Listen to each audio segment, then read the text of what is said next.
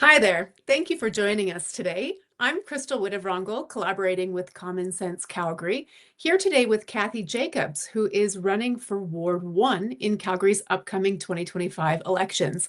Cathy, how are you doing today?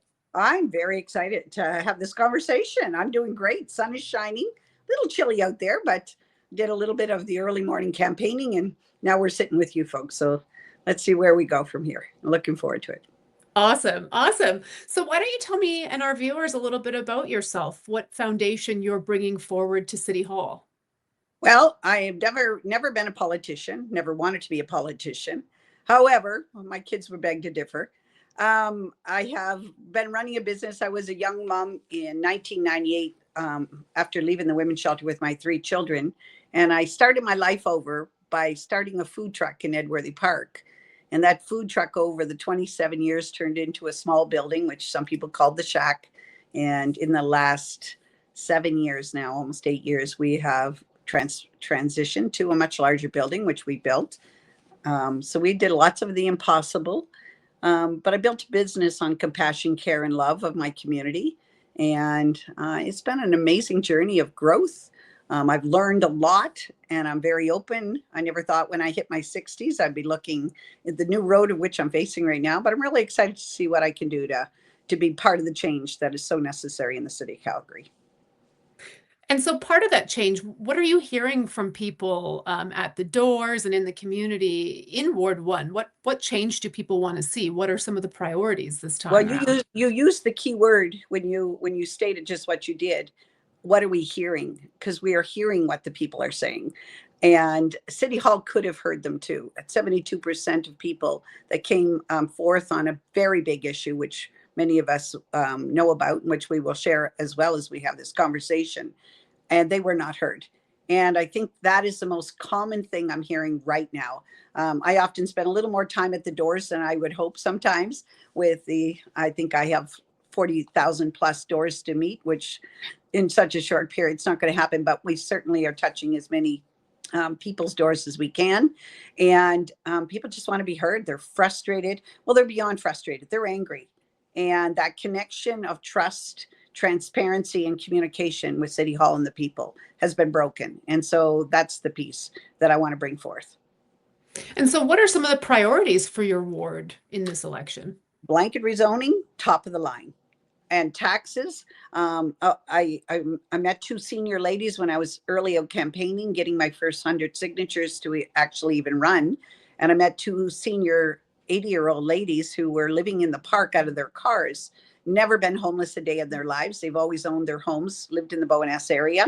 And due to growth and taxes, they were forced out of their homes and are on long waiting lists to get help. So many of issues just based on that one alone: affordability, taxation, the rezoning. We're seeing the lack of care for our senior population, our vulnerable senior population, and what they need. Luckily, I was able to connect them with some of the services to help them to get some help.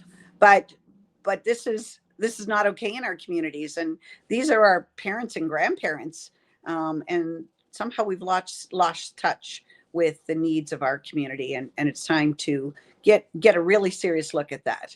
So bridging people to people too would be a great thing, because this is not a me problem or just a city hall. This is a whole community and a lifestyle thing that we can all work together to do better. Hmm. And so some of these challenges and some of these priorities, it gets me thinking, who in terms of government is best positioned or should be managing some of that stuff. And so from your perspective, what is the core role of municipal government? Well, we're as a municipal, roads, taxes, general over infrastructure. I mean, there are very basic things, and I think somehow we have lost touch with the where the taxpayers' money needs to go before we start addressing outside issues. And I'll give an example of that would be the climate emergency of being taxed to the tune of $3 billion a year by taxpayers, and yet we have so many issues in Calgary that if we're going to tax maybe the tax money that we've already got available needs to be directed in the places that we really need it the most. So that I believe municipally, that's where we need to focus. Then we can bridge the gap between our public sector, our provincial government, and our municipal government, and get some of the big core ones taken care of as well. Hmm. Yeah, you hit on some really important things there, and one I want to jump on right away is the taxation and property Mm, taxes. In the city of Calgary, we've seen massive increases. Some folks are really feeling the crunch, unsustainable, and yeah. so on. What are your thoughts on Calgary's current property tax levels? Well, I think I think our municipal government has become, and all levels of government possibly, have become so addicted to taxpayers' money. The increasing and increasing in spending is out of control.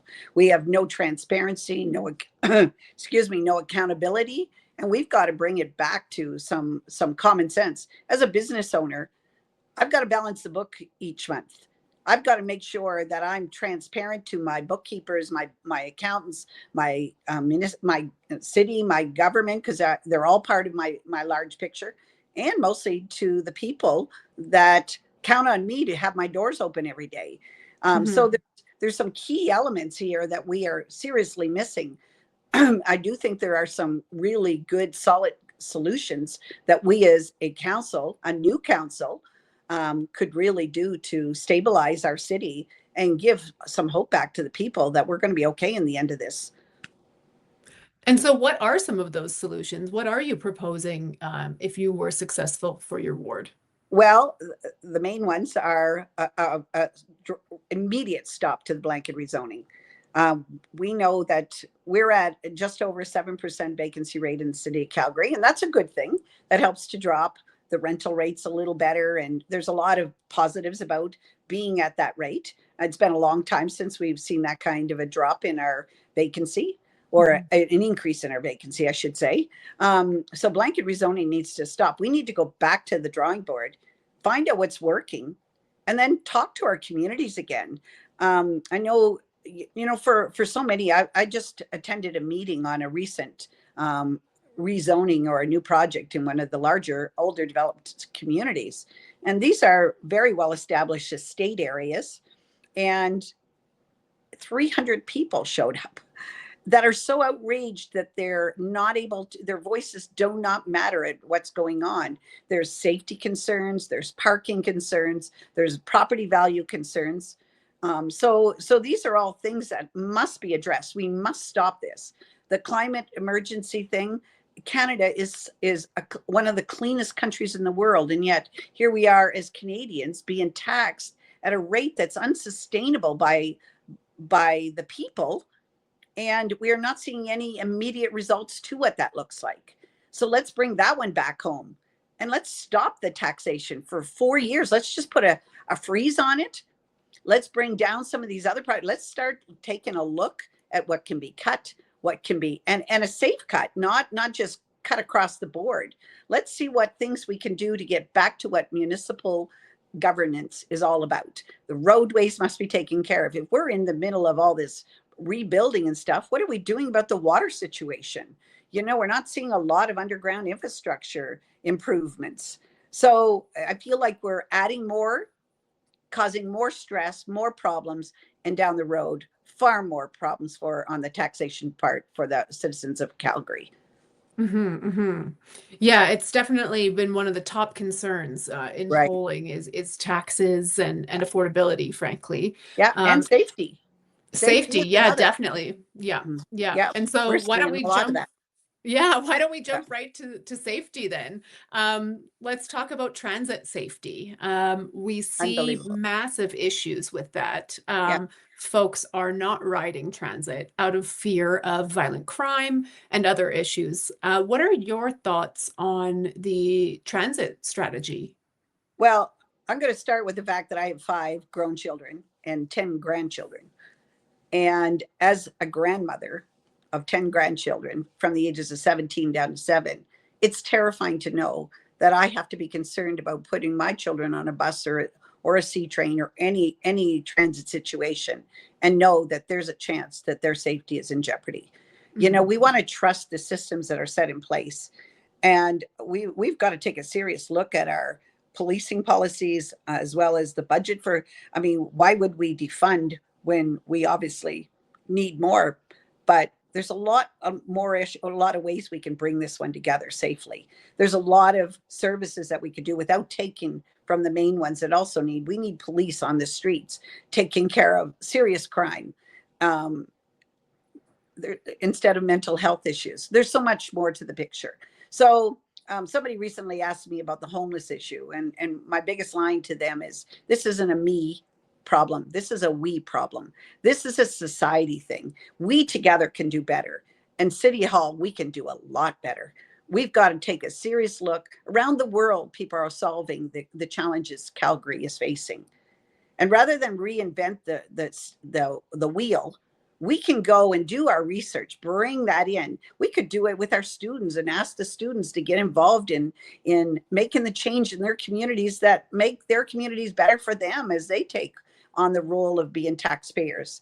So Mhm. I'd like to see a full involvement of our communities, a well engagement. And this is where I think we could bring the people back together instead of separating people as well. So there's a lot of solutions out there. There's a lot of issues and challenges out there, but together Mhm. we can do a lot. And so for transit specifically, would you consider something like the closed fare gate option? I know council had discussed that years ago, but it was rejected because of logistical issues and some cost considerations. Is that something you'd be willing to consider specific to transit safety? I've got to do a little more research because I honestly couldn't answer that question honestly because I haven't Mhm. researched enough to give you a fair answer on that one. I've had a Okay. few things come up in my research that I've got on my list to do research. As a citizen, I've never had to deal with this. So there are Mhm. things that are out there, like the question you just directed towards me, that I haven't got enough research and enough information to really give you an honest answer. But it's definitely on my list of things to do research about. Well, I appreciate your honesty for that, and that's something that Calgarians, look for in their representatives is honesty. And another thing that we've heard a lot from Calgarians is concerns around major infrastructure. So you've Mm-hmm. touched on that a little bit, and when we think back to last summer when we had the critical water main break, there was numerous issues in how that was handled, communicated, and so on. And many residents of Calgary did feel um, really perplexed by how to best navigate that. What are your thoughts on how City Hall managed that crisis? Well, again, we've got a lot of services and a lot of experts in our city that could have helped us solve that problem differently. Hmm. And I know this because I was in direct line to that main break because I own Angels Cafe in Edworthy Park. And Hmm. so they dug up that area and it caused a lot of, I probably took a good almost $100,000 hit on that, on what happened there. And of course, with no care or compassion from city as to, as a Hmm. business owner, how they would handle that better.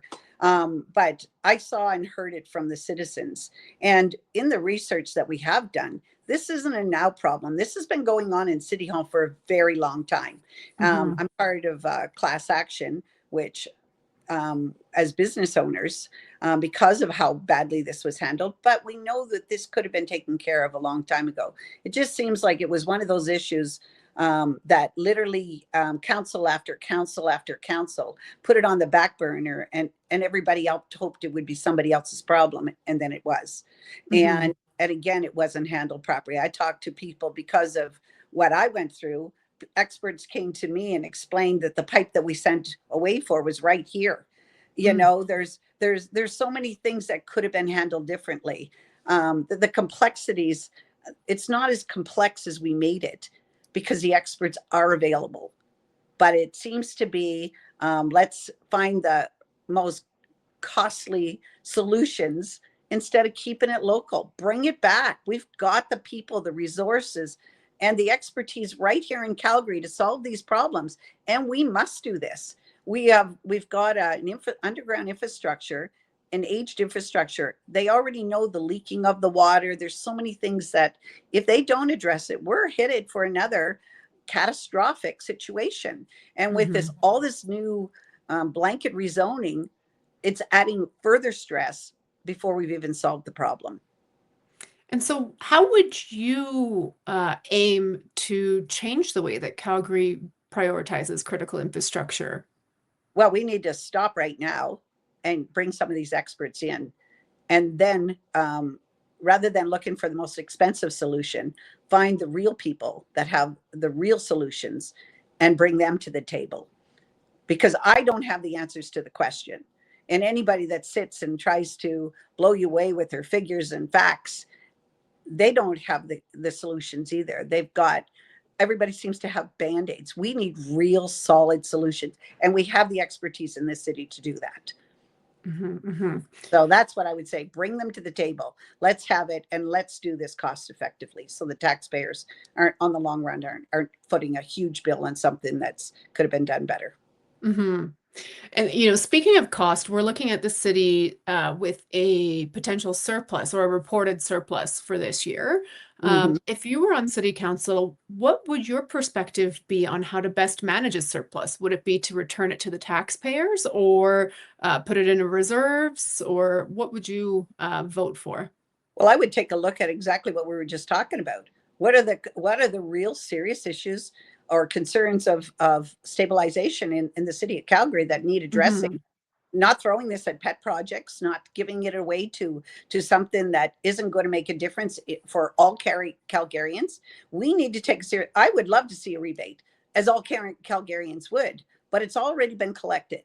So rather than and I'd love to do that, but I would rather see it go in and make a change so that people realize their money was actually collected and it was going into something that really mattered. And so we've talked quite a bit about the blanket rezoning, but how do you feel with regards to its connection to affordable housing? You know, the city has said that there's been 1,500 new units created through blanket rezoning, and that it's somewhat a success because of that. How do you think that connects to the need for affordable housing in the city? I'm going to move. Sorry about this. My No phone is worries. getting low on energy. Well, again, we've got affordable housing doesn't seem to be affordable. That's the most common thing I'm hearing right now. And so as far as affordable housing, again, we've got to take a serious look at that. I'm out on the streets every day knocking on doors. I'm talking to people that are on waiting lists, long waiting lists. Sorry, no, and they're not getting any closer to getting into housing. We've got a serious problem with planning and development and the time it's taking. If we could keep this local with our local business development people, as far as contractors who've already well established their reliability, their budgets, and if we could get rid of the red tape, we could actually bring housing down to far more cost effectiveness that people can actually get into it. A lot of the problems with my research right now is going that with a 7% vacancy rate, a lot of these condos and stuff that are built that were supposed to be part of the affordability picture, they're not going on the market. They're not MLS listings. And maybe they're not even affordable for somebody to rent. I'm not sure why we're at this unsustainable market that we are in right now. But we've got to take a serious look at what's working, what isn't working, and clearly a lot isn't working. So I would like to see some transparency on how this is happening, how the process is working, and then get back to planning and development and take a serious look at what's going on there, that we can get rid of some of the red tape to bring the costs down. So do you see the role of the city being more in that kind of helping development or getting out of the way of development versus being a role in like subsidized housing, for instance? I do not believe on the backs of taxpayers that we should be subsidizing housing. There's a lot of money out there that can be put into bringing the partnerships together and getting the red tape taken care of. The bureaucracy of behind these projects can help with that a lot. I mean, projects that should not be on the books for so long that by the time they get into the construction, they've been holding their projects for 3 to 5 years now. The cost is driven up, and there is no way to affordable housing at that point. So there's a lot of things we could do. And so with the blanket rezoning, then you're definitely not in favor, and those in your ward seem to also not be in favor. Yeah. If you were elected into city council, what would your approach to blanket rezoning be? What would you do? That would be an immediate repeal. And then back to the table and look at what did work, what can work, and what do we do going forward. And that may take a short time, but we have time right now. I do believe the last numbers I saw were we're 5 years ahead, and there's still a lot of housing that have been approved that are already on a go forward. So we Hmm. can stop what's already been approved, but we can slow it down right now and do a serious check-in to see how we can go forward safely and Hmm. thoughtfully. We need to bring our communities back into to the table and make sure this fits the picture of what we need to stop destroying our green spaces for the sake of more housing when we haven't even established where we are right at this moment in time for housing.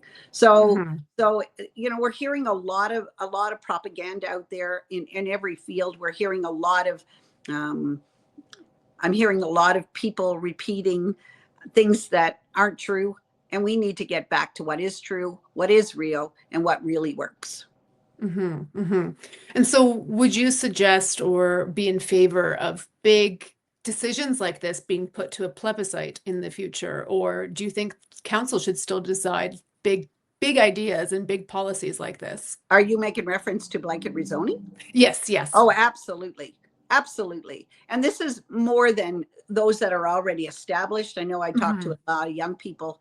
I talked to a 23-year-old last night, and he had great talking points. He had a lot of information. At 23, I was not thinking about whether I could afford my first home. Me either. I was thinking about going to school, getting an education, survival.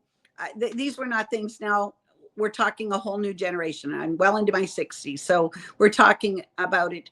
But I look at, what is common sense going forward. When I bought my first home, I did not buy my dream home. My end home was not my first project. And I know it's possible that people can still buy homes, even though it's a little harder to obtain, because my son's bought his first home, but he didn't buy his dream home first. He bought a fixer Hmm. upper, and then he Hmm. stayed in that house. And he's a young dad of one. And him and his wife both work two jobs. They each work their job and try to balance the books, but they worked within what was attainable to them. They didn't set the goals so high that it wasn't attainable. and Hmm. and there's a lot on the market right now. So they stayed in their home for 4 years, fixed it up, turned it over, and then they bought a better home. And it's not going to be their last home either. They want to go better and bigger again, maybe in the future, but at least they're establishing themselves. And no matter what we're Hmm. looking at market wise, when I was doing this 40 years ago, same thing then. Even though the prices were a lot, I think about my first house is $50,000. That's far more attainable. But our income at the time was a family of four with $1,300 a month, trying to establish, raise two kids in diapers and feeding and electricity bills and all the things that we deal with today. Even though they were on a lower scale, everything was there, and it's all relative. Now, I Hmm. do believe everything is out of control right now. And there are Hmm. ways we can establish that, but that has to come federal, provincial, municipal, and we the people. Yeah, yeah. And so, when you were talking about establishing within your means, that got me thinking about the Mm, big projects that council has approved okay. over the past few years.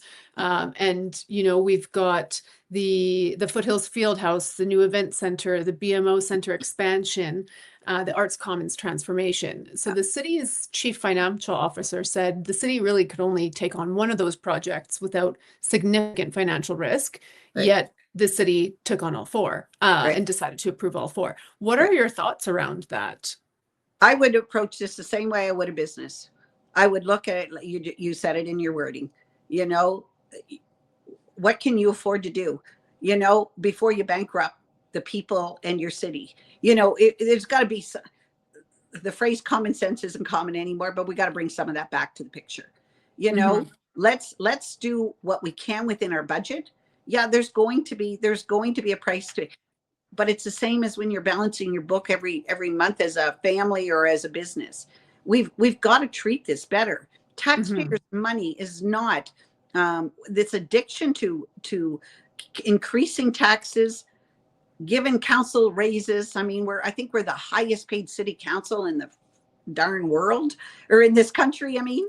And I mean, we've got a mayor that's paid more than our premier. Like, I don't understand. Like, where is the common sense? Where is the responsibility, the transparency, the accountability? I would like to bring a lot of these budgets back to the table and do a reassessment by a new council with new eyes and new ears, because we're Mm-hmm. hearing something that the other councils are not paying attention to. And start there. We've got to treat this better. We've got to do better. Mm-hmm. Mm-hmm. And a lot of what you said really was starting to make me think about the Green Line LRT. Mm, When it was proposed, it was supposed to be a certain project, yeah, and now is looking to be about half that and serving half the amount of people, but for double the price. yeah. What are your thoughts on the Green Line LRT and perspectives on that? Again, that's another project I've got to do a deeper dive into. I just recently did a survey, or I was to do a survey, and I honestly couldn't answer it because I didn't have enough education to really give an honest opinion about it. And I'm not in a better position here now. But again, it's one of those things we need to make. If we're sprawling our city out to areas where we need to get the people back in, we've got to take a serious look at how we're going to do that. We've got to Mm-hmm. make it easier, faster, and more efficient. But we also got to work with what's reasonable. Yeah. If we're going underground, up ground, none of this is making sense. We've seen engineers that can pull this stuff together. They're brilliant engineers out there that will know how to do this in a Mm-hmm. cost effective way. Somehow I feel like we've thrown something against the wall and hope it's stuck, and boy, did the people pay again. And that's not okay. Mm-hmm. These are essential services that we must, as part of our infrastructure, that we must take care of. But we've Mm-hmm. got to do it reasonably and within the structure where we're not. I mean, if the people no longer can afford the taxes, it's not going to matter if they've got transit to get them back to where they need to go, because they're going to be stuck in their homes anyway. So we need to make sure we think of this with a engineer brains that can pull this together and keep this in a way that is affordable for everybody, the people that are Mm-hmm. traveling the trains, and the city, and the budget, and the taxpayers. Mm-hmm. Mm-hmm. And there was a lot of conflict between the city and the province as it relates to this project. Um, do you have any thoughts on how risks and costs should be shared between the two orders of government on projects like this? That's something we have to bring back to the table too. Why are we having a problem between municipal and provincial? Why isn't there a partnership of coordination and cooperation? But Mm-hmm. I also see it in the city of Calgary. I deal with so many departments in the city with one simple business, and nobody likes each other. We can't even Mm-hmm. in municipal system agree within our own departments, let alone have a clear and direct path to our provincial government where we can come to the table and get things solved. Mm-hmm. We need to kind of clean up our house and then bring good representation, strong, clear representation from a council to a council on two levels, and start thinking about the people again. Mm-hmm. Egos have to go out. We need to put it aside, and we can't be bought. We can't. This person's offering you more money to take this thing there. That's got to all stop. We have to get a real serious grip on what the people are asking for. And if you're electing into a council, you better represent your people. And that's not happening. And that requires communication between two levels of government. Mm-hmm. Mm-hmm. Conversations and communication with coordination has to happen. Yeah. Yeah, absolutely. We see that also in the supervised consumption site, how Yeah, there's been breakdown between the province and the city yeah. as it relates to that issue as well. Do you have any thoughts about the supervised consumption site and what to do about it, seeing as it's a pretty hotly contested uh, issue for Calgarians? I do have lots of opinions about it, none of which I'm really willing to share online for sure at this moment. Again, this is not a me problem. It is a Hmm. me problem. It's a full society problem. It is Hmm. an issue there where, again, this is being solved around the world. I mean, I look just as far as Medicine Hat with the homeless Mm-hmm. situation and how they're handling things. And they're a small town, but we can look at where it's working and bring Mm-hmm. that back to the table. I do not see solving the problem with the problem. I Mm-hmm. do not see giving people more of what's destroyed who they are and their potential in our society by doing what we're doing. It's clearly Mm-hmm. not working. Yeah. And like everything, if you're running your family and you're doing something and you're banging your head up at the same wall, you're trying to use the same solution that you think is Mm-hmm. work and it's not showing to work, you need to come back to the table and take a serious look. There are a lot of great solutions out there. I Mm-hmm. believe this is one of them because we've seen it over 4 years. We've seen it across our country. It's not a working solution. So let's go back to the Mm-hmm. table. Let's find the key people and let's do this right. Mm-hmm. We owe it to our citizens, the ones on the streets, the lost sons and daughters and fathers and brothers. We know we owe it to them with compassion and care to bring them Mm-hmm. back into a society to be functional, um, resourceful human beings. The potential is there. We just need Mm-hmm. better. And I Yeah. don't think what we're doing is working. Well, But and yes, I did answer your question. well, it makes me think there's so many things in policy that we are constantly talking about where we don't need to reinvent the wheel. No. But learning from others and growing from others is one avenue that in all levels of government seems to be something that is a little difficult and it's strange, and it's always struck me as being strange of why we Mm. can't pick those things up a little easier. But um okay, so that leads me into kind of the last line of questioning here, which is around political alignment. So we're seeing for the first time ever at the municipal level that there are parties in this election. Do you wish to share any of your personal affiliations at the party level? Absolutely. So, first of all, I wouldn't be running if it weren't for a party. And why this party? This is a citizen led party. This is a group of people like myself who came together because we didn't like the landscape of what's going on politically within our municipality, within our province, within our country. And so a group of like-minded people got together with common sense ideas and sat down and created a democratic process of elections, of selections of people we think will best represent the people of Calgary. Mm-hmm. Now, we may not always be in agreement with that as far as where we are on a conservative values compared to where somebody else might be on some other values, but they're common sense. They're very basic, they're core. And we as a party, a Better Calgary party, came together with a solution to it. We established ourselves. We've got a membership. So I don't get to choose if I'm going to run as Ward 1 councillor. The group, the party chose me, and then they voted as to whether I was a good select candidate for to best represent them and the Mm-hmm. people within that ward. And that's why I'm in front of you right now. I would not have chose this. I was chosen, but I am a good solution. I know how to bring common sense back. I've with 27 years of influence. So the answer to the question, without a party, I wouldn't have run. And that would have been a lost option for a possibly great candidate to take a seat in city council. Mm-hmm. Excuse me. So some of the other parties, I don't really understand how they're operating. I understand they're running as slates. Excuse me, I'm just going to have a drink here. So they've selected themselves in their positions, and they've gone out and handpicked and groomed people to run with them. And that may be okay. In my world, that didn't work. Mm. I didn't want to choose myself. I wanted to make sure that I represent the people, and they chose that. Mm-hmm. So as far as the party goes, as an independent, I wouldn't have done it.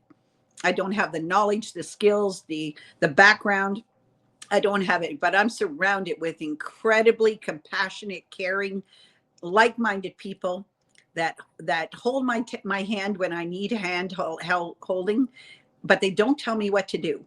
And that's Hmm. what I love. I don't toe the party line. We are Hmm. all like-minded people.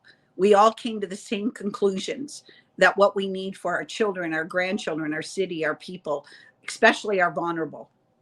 And that's why I stand here as a candidate, as for Ward 1, as a Better Calgary selected individual. And I do believe that they've chosen correctly, not out of ego, but because I really, really do care. I care about the people. Hmm. That's what my business was based on. And so it's a great party for me. And if people don't choose because of the party, they may want to take a really good look at our platform and understand why I'm running with a Better Calgary party. Awesome. Well, thank you so much, Cathy. When we're closing out here, is there one thing, whether it's a thought, idea, or priority that you want to leave with viewers, either in your ward or not in your ward, as we move into these elections? Well, when we run for council, we're not just running for a ward, we're running for our city, we're running for our families, and we're running for the future. And we really do need to remember that. And we aren't getting elected to go in there and be told what to do. We're being elected because the people are asking us to do what they're asking for. So we Hmm. ought to bring it back home. We really do need to care what the people think. And I mean all people. I'm the young that are lost and concerned and have their own ideas of what that looks like. The seniors that have lived their lives working hard and finally succeeding the successes Hmm. without generations hating them for it. We just need to, I would love connecting the children with the seniors again. We've got a big city and we could do better. What happened to Welcome Wagon? I was thinking about that the other day. Where did Welcome Wagon go? You know, where Yeah. you welcome somebody, the community welcomes somebody into a neighborhood. We've erected Hmm. 6-foot fences between each other to protect our properties, and we don't know our neighbors and we feel like we have to keep protecting. So we can do better. And I think slowly but surely we can bring this back to a place where we as a city, we as a people can bring compassion and connection together. And I will be that voice for the city of Calgary's people, the citizens of Calgary in city council. Awesome. Thank you so much, Cathy. That was You're very well said. And to everybody watching, thank you for joining us. As Cathy alluded to, voting is crucial. We do need a council that cares. We need a mayor that cares. So stay engaged, stay informed, and please get out to vote. It's a very important election. The city needs our votes. So thank you so much, Cathy, and thank you to Thank all you. of our viewers today as Thank you. well.